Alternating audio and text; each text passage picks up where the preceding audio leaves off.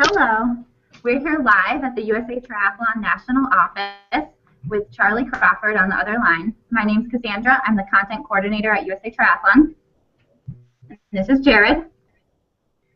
Yeah, we're fortunate to be joined today on today's live chat with Charlie Crawford, the USA Triathlon Commissioner of Officials. For the past 18 years, he's been involved with the sport, and I've read an expert on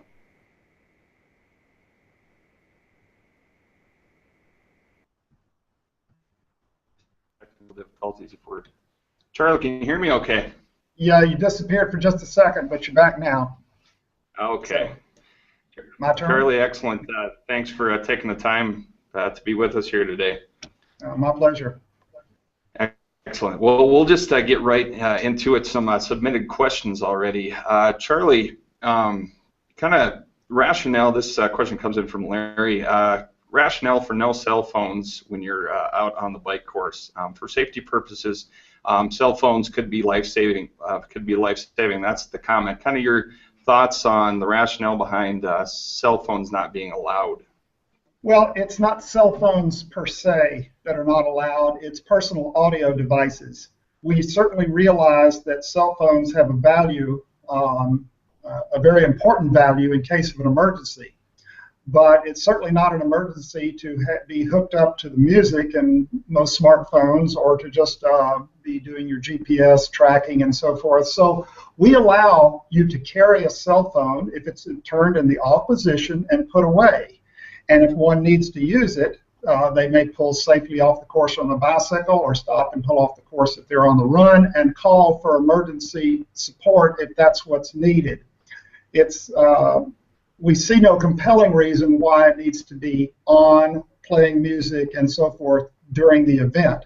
It's a distraction, music playing during while someone is supposed to be paying attention to other athletes and police and monitors is not a good idea. But having it in possession turned off in case of emergency is perfectly fine.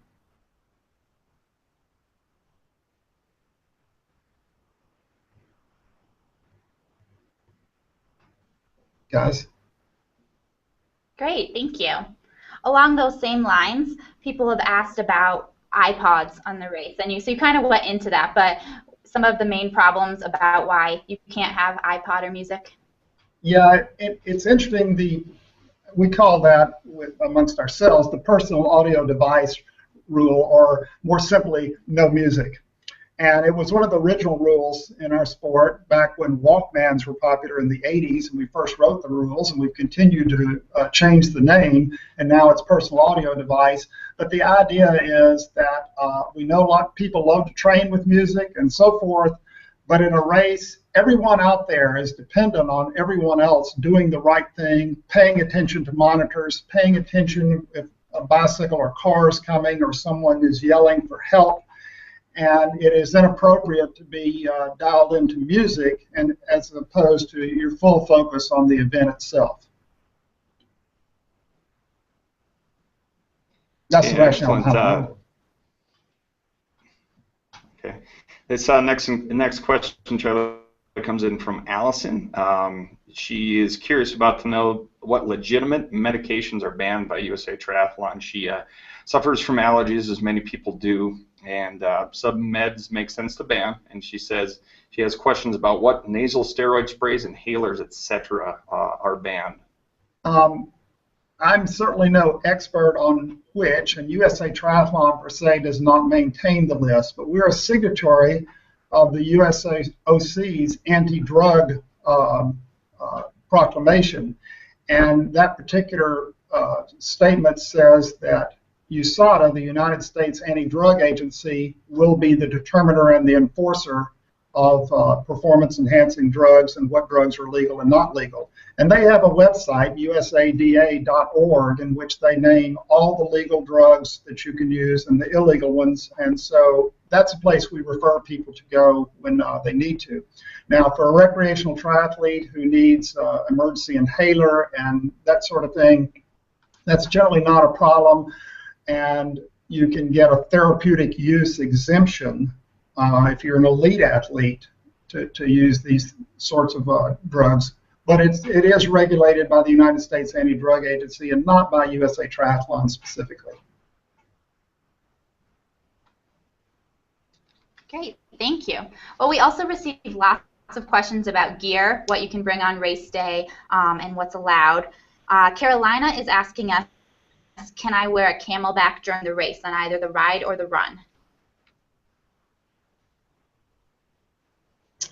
On both the ride and the run, camelbacks are great ways to carry water.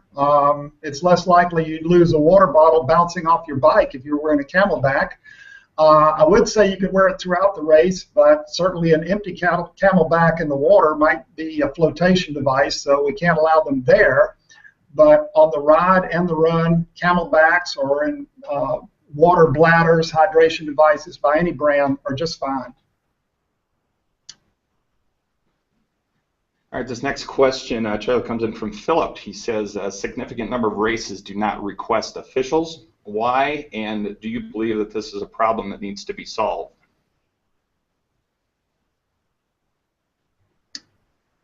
Well, those are two big questions. Why? Let's look at the why first of all. When an event organizer sanctions with our federation, USA Triathlon, part of the contract is that they agree to enforce the competitive rules, and they have two choices. One, by requesting officials sent by the national governing body, in other words, our officials program, or by what's called self-enforcement. And self-enforcement puts all the responsibility of the entire competitive rules on race management, which is a tough thing to do. It's tough for us who are trained to do it. But often we have triathlons with low budgets in remote places, far away from where officials may live, and the actual cost of officials may seem too high for the budget of that particular event.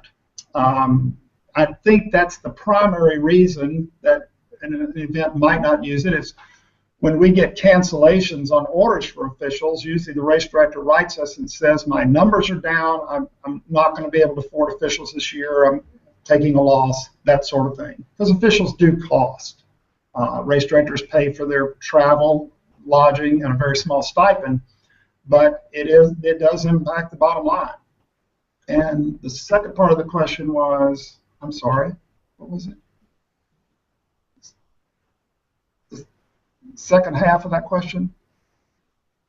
It's, do you feel it, yeah, sorry, Charlie. Do you feel this is a problem that needs to be addressed or it needs to be solved?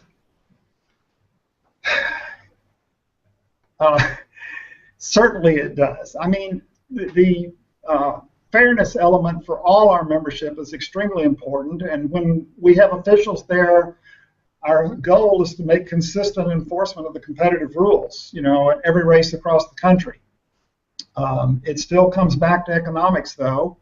I guess the best way to solve it is for every race director have his events filled up so we can get more triathletes out there, and that would be great, but I don't guess that's the real world. Requiring event organizers to have officials is something we tried in 1990, 91, 92, my first years in the sport, and I often found I would go to a race where we were not wanted at all. There was no motorcycles there. The race director couldn't afford us, and it just did not work out. So it's a tough problem to solve. I guess I'd have to say event organizers think very carefully. If fairness is a main goal of theirs, and it certainly is for many of their athletes, USAT officials should be a priority in their budgeting. Great, thank you. So we've also received quite a few questions on drafting. One of them is, if I am within 3 bike lengths and decide I don't want to pass, is that a penalty? And if so, which one? Yeah, that's a good question. I like to say that Article 510, which is the bicycle positioning rules, is the central dogma of our sport. And it lays out exactly how we ride and the positions and so forth. And we don't look at them just as the drafting rules. We look at it as what's required. And the very first rule in that is called drafting, 510A, and it says basically you can't draft. And the first word in the rule is except as otherwise provided. Then it goes on in 3 or 4 lines. You can't draft, don't you draft, it's going to be your fault if you draft, and so forth. But that except is an important part. And the except takes you down to 510H, which gives you the exceptions. And the first one is you may enter the drafting zone without penalty if once you enter, which means get closer than 3 bike lengths of clear space, you make forward progress and you complete your pass all in no more than 15 seconds. So if we're looking at it from a rules theory situation here, is that people have the right of way if they're riding on the right and not in someone's draft zone.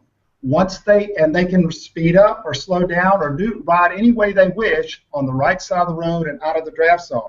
But once they enter the draft zone, as this person talked about, less than 3 bike lengths, he at that point has surrendered the right of way. And so now he is required by the rules, and I use he for both genders here, he is required by the rules to execute the pass and do it in 15 seconds or less. So the answer is no, he can't back out.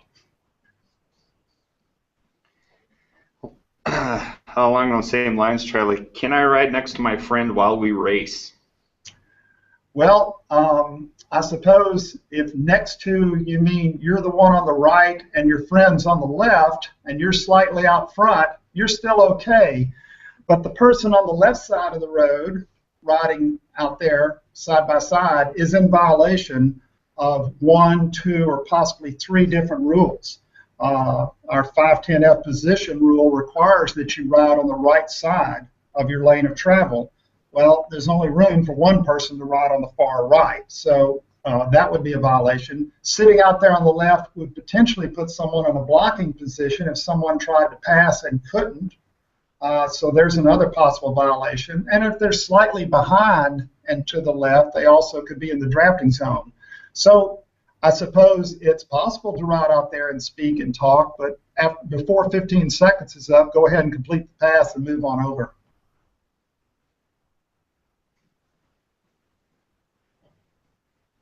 Great, thank you. So moving on to some questions about equipment and gear. People are asking what types of equipment or what type of gear are you allowed to wear during the swim, such as suits and masks? Are you allowed to have a snorkel? Yeah, okay. Yeah, goggles, mask, snorkels, swimsuits of all different kinds, all of those are legal. And I'll take the moment right now to point out our competitive rules are written in what's called a restrictive design.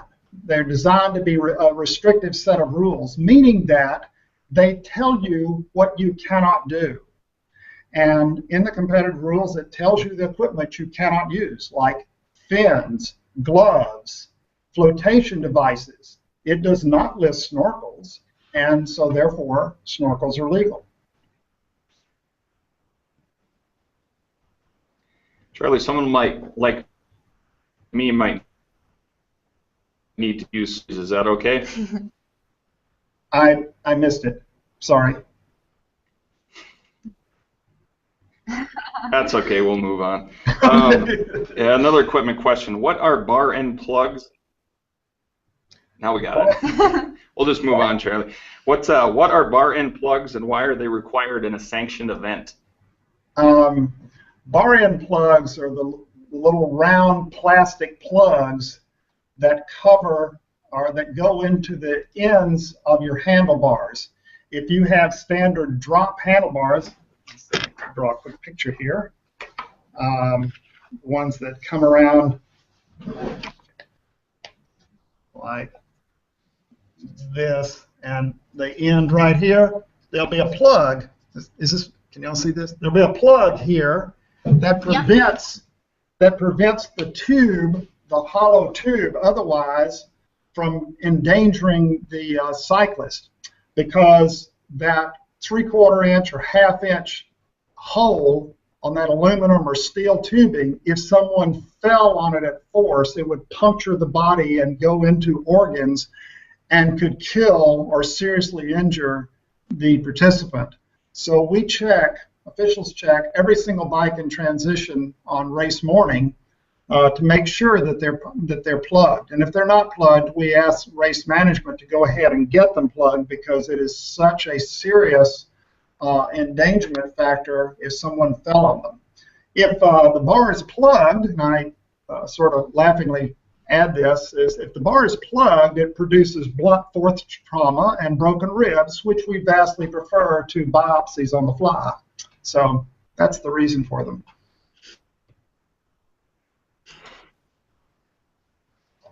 I also just want to take a minute, so anyone watching right now, if you have any questions, feel free to write your questions either on our event page, on Twitter with the hashtag USAT-rules, and we will try to answer those as well.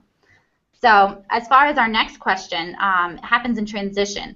What's the proper way to rack my bike in the transition area? Is it front wheel up or back wheel up?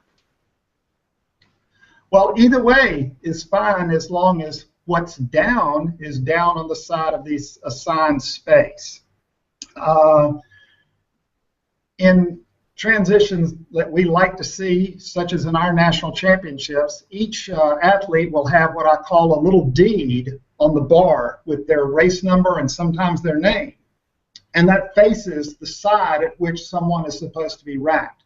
So the side that, say if someone's number is 114 and you walk up and there's the bar and there's 114, you may hang by your brake hoods, which means front wheel is up and rear wheel is down, and the down wheel is going to be on the side of the race number, and all the gear will be on that same side. In fact, people who hang by the brake hoods or handlebars almost never make a mistake on what's legal there. Now, when it comes to hanging by the seat, often people will hang by the seat and put the front wheel on the other side, which right away I have to say is in somebody else's space. So if you hang by the seat, the front wheel must be out and down on the same side as the number, the same side as your gear. One of the things that officials do early in the morning is walk through transition and talk to athletes and correct these kinds of things, because our goal is, before the game begins, before the gun goes off, that everybody is legal, everybody has their gear in the right place, everybody has bar end plugs and their race numbers on, and so we can start the day with no penalties or violations whatsoever.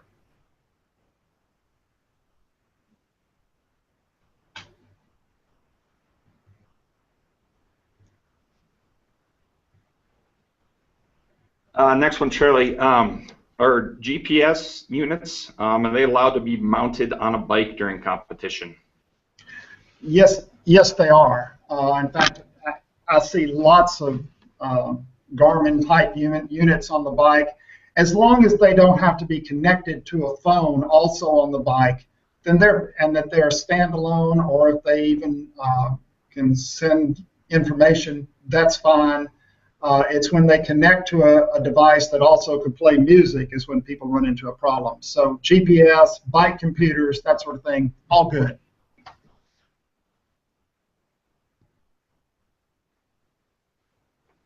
Great. So can you explain the difference? This can be a little confusing. A local race uses the elite term for a wave versus open.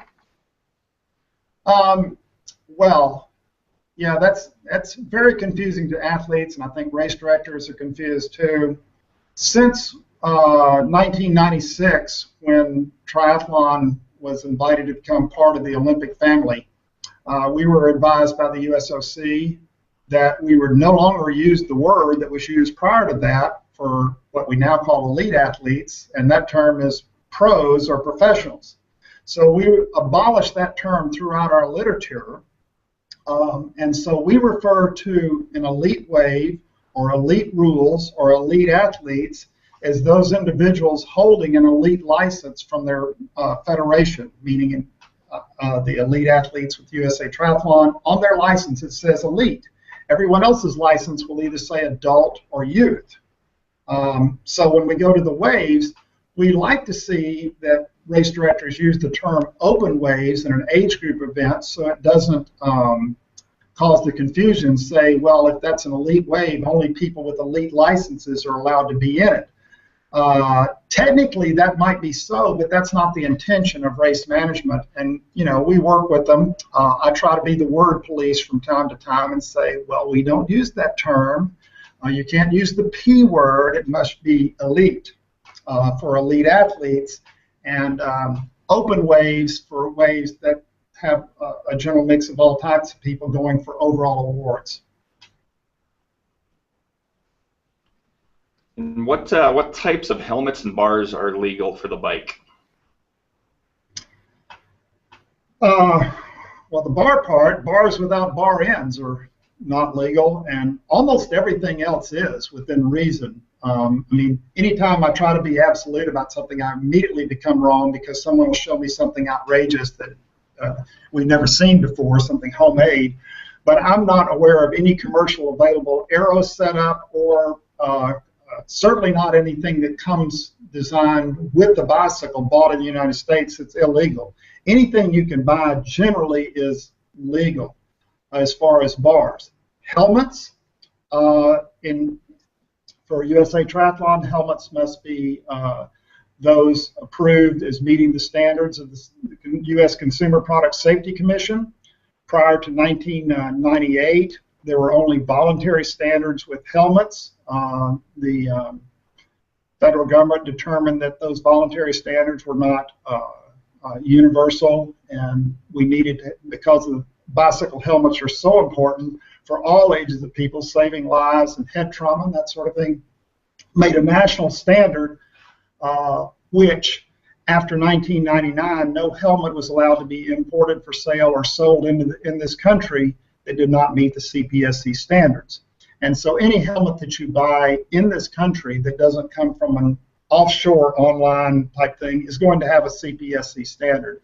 It's a $5,000 fine for someone to sell you a helmet in this country that doesn't meet CPSC, a new helmet. So that's the standard, our national standard that we've used since, I guess now for 15 years. And that's how we enforce it. Great. So what are some of the most common penalties, and are there any penalties that athletes are often unaware of? Oh, the most common ones, yes. That was a great two-part question, Cassandra, because there's common penalties, and then there's the penalties once we give them. Athletes say, well, I never heard of that, you know, and my response might be, you've never heard of littering. It's also against the law. So there's certain things that are just common sense. I sometimes tell people, you know, all these rules is about civilization so we can all get along. And in triathlon, the bicycling rules is about not taking advantage over people because this is an individual sport. So in the bicycle rules, we have drafting, which means following too close behind someone in order to get have less energy, using less energy to go the same speed as the person in front. Overtaken, meaning someone had passed you and you failed to exit the zone right away. Left side riding, which can be either left side riding for 15 seconds or greater, meaning a position, or blocking by meaning left side driving, forcing someone to pass over the line or pass right. Passes are supposed to be made to the left of the athlete unless they're blocking you, and so right-hand passes are illegal. And I mentioned littering. Race number is a relatively common violation. People fail to get their race number on, and they may forget that that can be a life and death issue as well, because someone out there without a race number on the bicycle course who is hurt and they're unconscious, they can't be identified. So race number is one we thoroughly enforce. I think those are the most common ones. And unauthorized assistance, mostly in the form of pacing. Not everybody who goes to a triathlon has, how shall I say, a support group or someone that loves them there on site. and having somebody out on the course to ride a bike next to them and cheer them on or hand them a drink or any of those kinds of things is certainly a great advantage over the person slogging it through alone. So that's one of the things we try to enforce rigorously as well.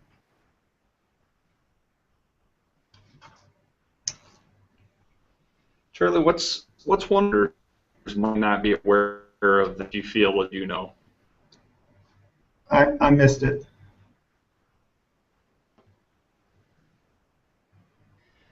So what's one rule that competitors might not be aware of that you feel is important that they should know?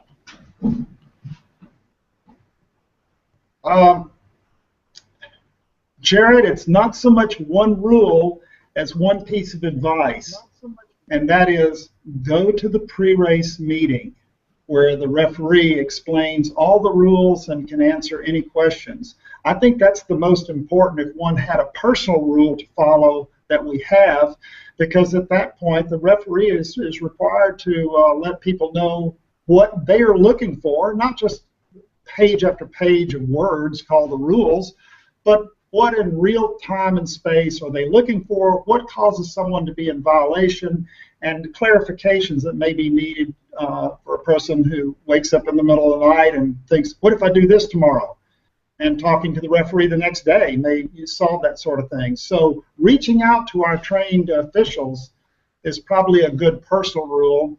Outside of that, I mean, as far as the competitive rules, that's the whole book to me, but I can't expect everybody to, as one of my college professors once told me when I asked what's on the test, he said, memorize whole book.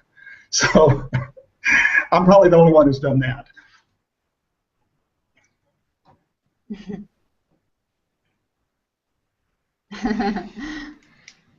Well, next we have a question from Philip, and he's asking, why do officials not tell athletes that they have received a penalty when they get it in USA Triathlon? They do in IM races. Why the difference? We feel that, well, there's two reasons. It's a great question. One, we do not in any way want to distract or interfere with a person when they're on the cycling course and cause them to look over. One of the things about two-wheel vehicles, whether it's bicycles or motorcycles, they tend to go where the head is turned.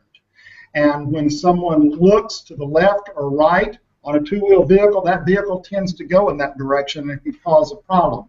Secondly, the person who may be citing the violation is not the person who gives the penalty. There is a process that every official must go through, and that is the debriefing and the violation reporting process, and there are particularly strict standards for every single rule that's called. And if that particular official who saw the behavior of an athlete who felt it was a violation cannot describe that in the type of language and clarity that's required in the official's manual, then the penalty is thrown out.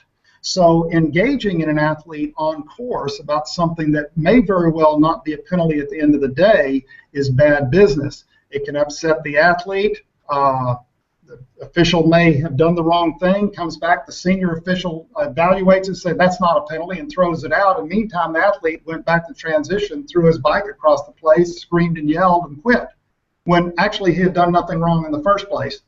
The other part of it is engaging athletes in competition verbally often brings out a verbal response, and that response in and of itself often rises to the level of another penalty.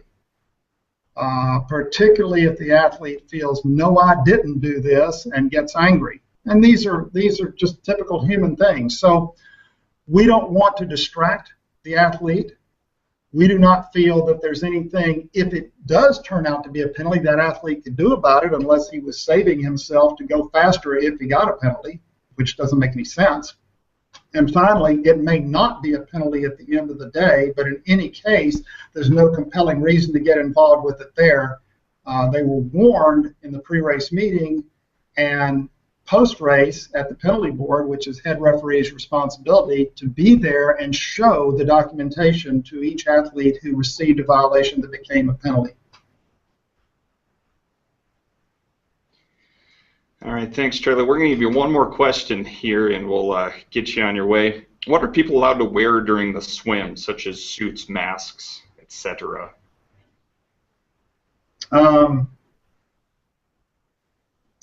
Well, didn't you ask me that first? Masks are good. Goggles are good. Bathing suits of some sort are Or along the required. suit line. Okay. Can you tell us just a little bit? People are curious about wetsuits, when they can wear a wetsuit. Oh, okay. Yeah, thank you, Cassandra. Wetsuits are worn at 78 degrees or less. USA Triathlon funded a research paper back in the early 90s, 1994, 95, to determine wetsuit usage and the temperatures that we needed to allow them. Wetsuits, as everyone knows, is a flotation device in and of itself. We do not allow flotation devices in Article 4.9, but in Article 4.4 we allow wetsuits, which may seem to be a contradiction. But the wetsuits there are solely there in our rules to allow thermal protection for the swimmer. And at 78 degrees, they've reached a neutral point at which, generally speaking, wearing a wetsuit above that is going to overheat the athlete. They're not going to reach hypothermia swimming in 78-degree water, so there's no further need for a wetsuit above there other than possible flotation. But it could be an endangerment for the athlete by overheating. Great, thank you. Well, we really appreciate your time today and everyone who's watching. If you do have more questions, you can feel free to leave them on the event page, and we'll try to get to respond to all of those. As well, you can go to usatriathlon.org/rulebook, and that's where we have the complete rulebook. So you can review everything that we've gone over today and more. So thank you again. We really appreciate having you, Charlie. Well, let me add that my email address, charlie.crawford, is on the website, and people write me every day for rules clarifications or call me. So feel free at any time to give me a call, write me. I'll be glad to speak with you. If it's a complex question, if it's just a yes or no, I'll get that to you by email. And that's what we're here for, to answer your questions, make sure that you're okay during the races. So thanks. Great, thank you. And also, we are giving away one Rudy Project helmet to one of our watchers, viewers who submitted a question, and our winner is Philip Cullen. So Philip, if you can email communications@usatriathlon.org, we'll be in touch with you and get your correct size and send your prize to you. So nice. So this video will also be, you can view it on our live chat section of the website and YouTube even after it's done. So we appreciate everyone watching and being here today. Thanks again. Bye-bye. Bye, Charlie.